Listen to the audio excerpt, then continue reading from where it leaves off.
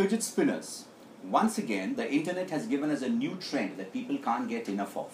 What does it do? It spins. It spins faster. That's all what it does.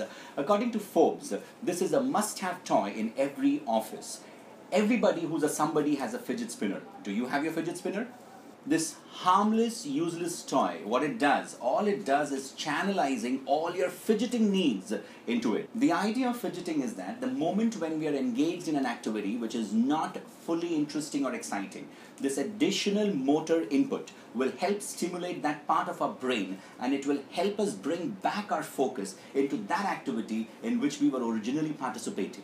Scientists believe that back in the days during the prehistoric times, it was not advisable to put your full focus onto one thing simply because a giant beast would jump from behind and bite your ass off. But today, things are different. Today, we live in a much safer environment, and therefore, full focus on one thing is very important. And therefore, we can focus, and we can use tools like this to focus. While there is a negative cultural connotation, a 2005 study states that fidgeting kids learned better. With better memory, enhanced creativity, and high dexterity.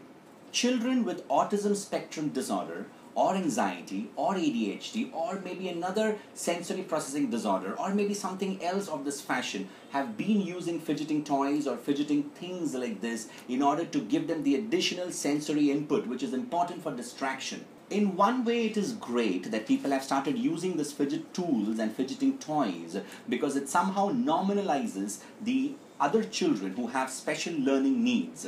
But the problem arises, the real problem is when children without any additional learning needs start bringing such tools into classroom, now it becomes distraction from learning.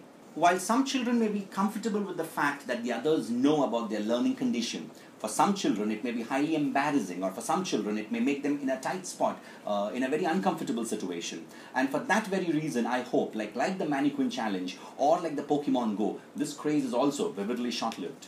If the disorder is diagnosed, the occupational therapist or the counselor or the mental health professional will work with the family to find out what is the specific need of the child and accordingly suggest the tool or make a tool for that particular child to fit in that sensory stimuli participation. As an NLP practitioner and a Gestalt therapist, I strongly recommend something more powerful than these external tools, maybe something internal like a meditation or a reframing exercise. This will either resolve your issue permanently or it will give you a much more lasting effect to deal and to develop more better coping mechanisms.